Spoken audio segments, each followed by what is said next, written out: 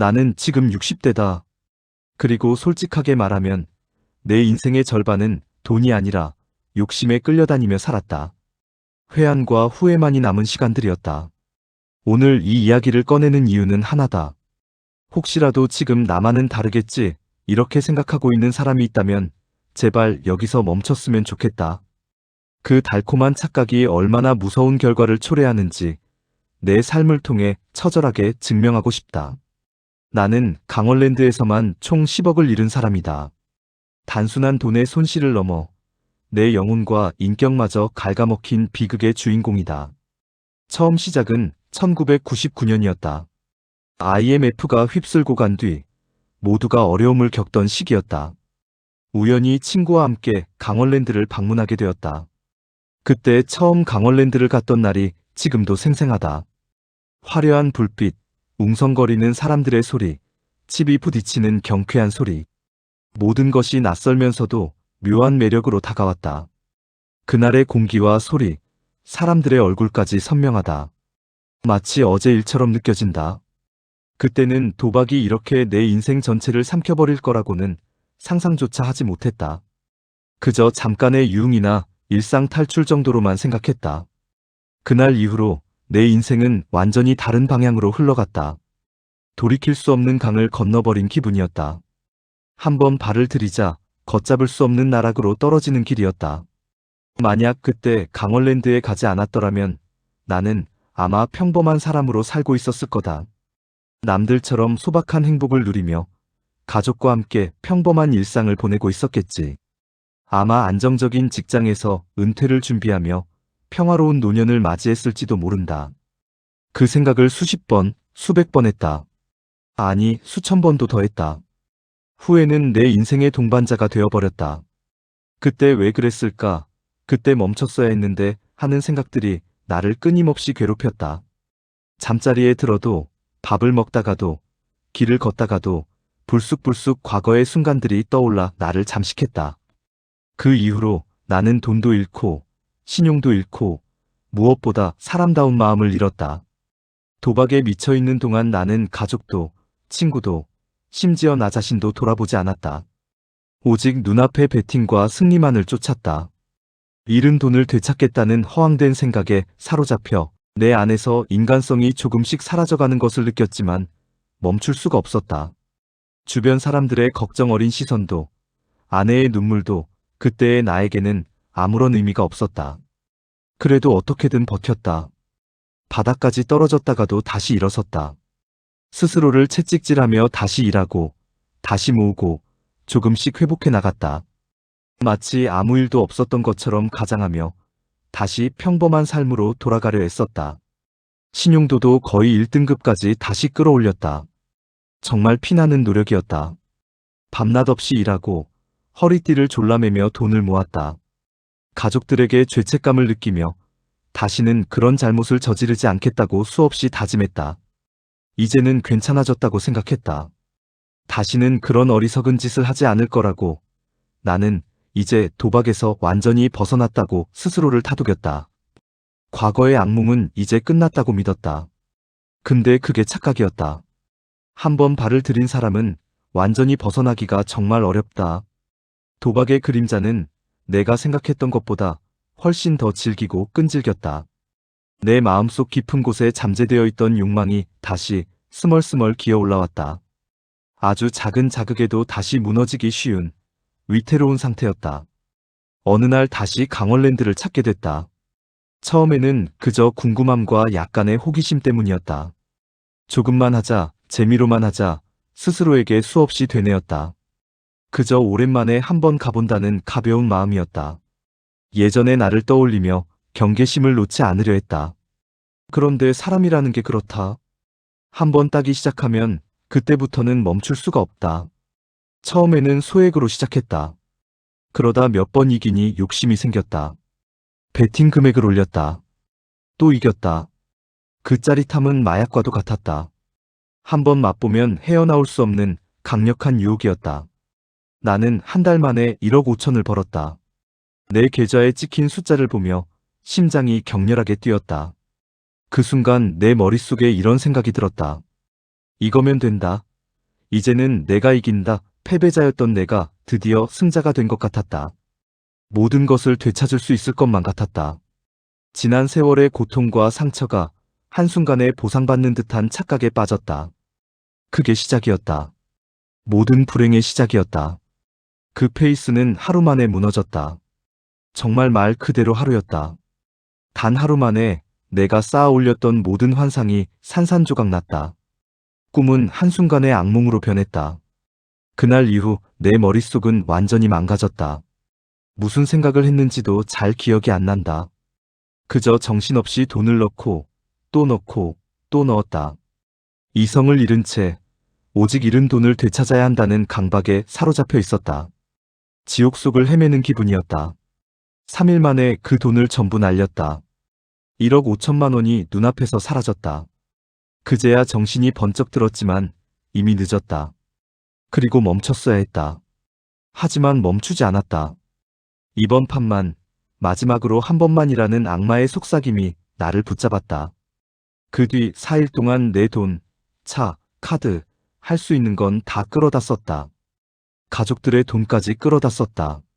아내에게는 거짓말을 하고 아이들의 저금통까지 건드렸다. 빚이 눈덩이처럼 불어났다. 그렇게 해서 추가로 2억 이상을 더 잃었다. 모든 것이 망가져가는 것을 알면서도 멈출 수 없었다. 결국 7일 만에 4억이 사라졌다. 한 달 동안 벌었던 1억 5천만 원에 내 재산까지 더해져 일주일 만에 4억이라는 엄청난 돈이 허공으로 사라졌다. 그저 숫자에 불과했지만 그 숫자가 내 인생을 송두리째 흔들었다. 그리고 그게 끝이 아니었다. 그 뒤로도 같은 일이 반복됐다. 조금 회복하면 다시 들어가고, 조금 따면 더 크게 들어가고, 끝없는 나락으로 떨어지는 쳇바퀴를 돌았다. 나는 도저히 그 굴레에서 벗어날 수 없었다. 희망 고문과 절망 사이를 오가는 고통스러운 시간들이었다. 그렇게 20년이 지났다. 내 인생의 황금기라고 할 수 있는 20년이었다.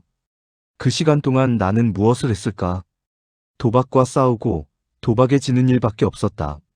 젊음과 열정, 그리고 가족과의 소중한 시간들을 모두 도박에 저당 잡힌 셈이었다. 결과는 하나였다. 10억. 내가 잃은 총 금액이다. 10억이라는 돈이 얼마나 큰 돈인지 알면서도 나는 그걸 다 날렸다.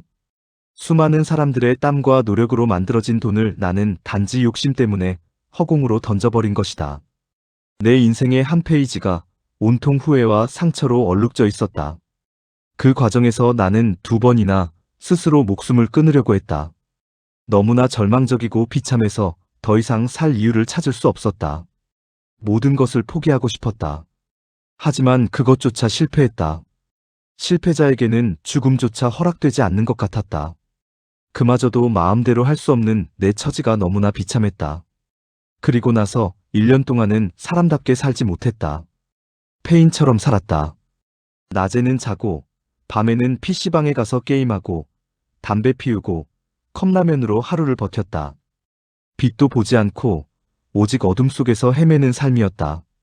가족들과의 대화도 단절된 채, 나 혼자만의 지옥에 갇혀 지냈다. 그때 내 어머니는 몸이 아프신데도 노가다를 나가셨다. 늙은 몸을 이끌고 매일 현장에서 고생하셨다. 자식 걱정에 한숨 쉬는 어머니의 모습이 아직도 눈에 선하다. 그리고 매일 15,000원, 20,000원씩 내 머리맡에 두고 가셨다. 그 돈은 어머니의 피 같은 돈이었다. 나는 그 돈으로 또 하루를 버텼다. 한심한 자식이었다. 지금 생각하면 나는 사람이 아니었다. 자식으로서의 도리도 인간으로서의 최소한의 양심도 없었던 시기였다. 그러다 어느 순간 정신이 돌아오기 시작했다. PC방에서 컵라면을 먹다가 문득 거울에 비친 내 모습을 봤다. 초췌하고 망가진 내 얼굴을 보면서 문득 이대로는 안 된다는 생각이 들었다. 어머니의 굽은 등과 병든 몸이 떠올랐다. 그리고 깨달았다. 후회, 한심함, 그리고 내가 얼마나 망가졌는지, 도박이 나를 얼마나 밑바닥으로 끌어내렸는지 비로소 깨달았다. 다행히 사채까지는 가지 않았다. 그게 유일한 위안이었다. 지푸라기라도 잡는 심정으로 마지막 남은 이성한 조각을 붙들었다. 나는 다시 서울로 올라왔다. 친구 집에 얹혀 살면서 처음부터 다시 시작했다. 나를 버리지 않은 친구에게 고마웠다. 그 친구의 따뜻한 말 한마디와 숙식 제공이 나에게는 큰 위로이자 재기의 발판이 되었다. 그 친구의 도움으로 나는 다시 일어설 용기를 얻었다. 하지만 현실은 쉽지 않았다. 신용불량 상태라 직장에 취직해도 월급이 바로 차압됐다. 통장에 돈이 들어오자마자 바로 빠져나갔다. 그렇게 6년이라는 시간을 보냈다. 남들이 버는 만큼 벌어도 내게 돌아오는 돈은 없었다.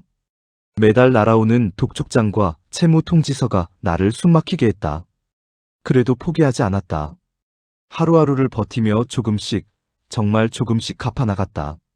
언젠가는 이 지옥 같은 삶이 끝날 것이라는 희망 하나로 버텼다. 힘든 날도 많았지만 어머니와 친구의 얼굴을 떠올리며 이를 악물었다. 그리고 운 좋게 빚을 정리할 수 있는 기회가 왔다. 개인 회생이라는 제도를 알게 되었고 법률 전문가의 도움을 받아 그것을 놓치지 않았다. 결국 빚을 다 정리했다. 수십 년간 나를 짓누르던 빚의 굴레에서 드디어 벗어났다. 그 순간의 해방감은 말로 표현할 수 없을 정도였다. 마치 길고 어두운 터널을 지나 밝은 빛을 마주한 기분이었다. 지금 나는 큰 부자는 아니다. 과거의 영광은 없지만 소소한 아파트 하나, 중형차 한 대, 통장에 약간의 돈, 그리고 어머니와 함께 살고 있다. 더 이상 예전처럼 화려한 삶을 꿈꾸지 않는다. 그저 평범하고 소박한 삶에 감사하며 살고 있다. 이것이 진정한 행복이라는 것을 이제는 안다. 나는 요즘 강원랜드를 가끔 간다. 근데 예전처럼 아무 감정이 없다. 그저 사람들을 보면서 속으로 이런 생각을 한다. 나도 저랬지. 그들의 절박한 얼굴, 희망과 절망이 교차하는 표정을 보면서 과거의 내 모습을 발견한다. 그들의 눈빛에서 내가 걸었던 어둠의 길을 다시금 확인한다. 이제는 카지노보다 그 주변의 자연과 음식이 더 좋다. 아름다운 산과 맑은 공기, 맛있는 음식을 즐기는 것이 훨씬 행복하다. 단풍이 물든 산책로를 걷거나 시골 장터에서 맛있는 음식을 사 먹는 소박한 즐거움이 도박의 쾌감보다 훨씬 크다는 것을 깨달았다.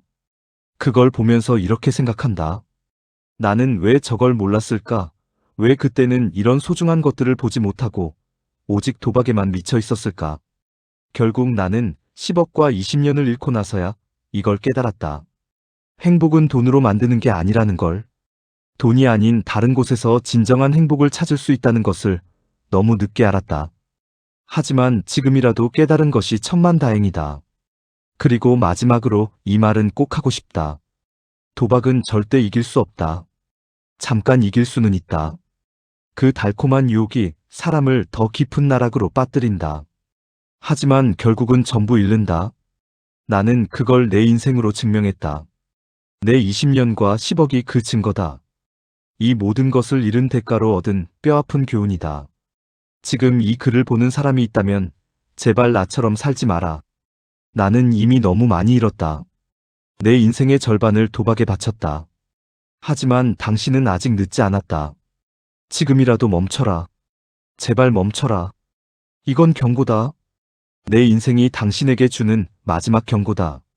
당신의 소중한 삶과 시간을 도박이라는 이름의 악마에게 빼앗기지 않기를 간절히 바란다.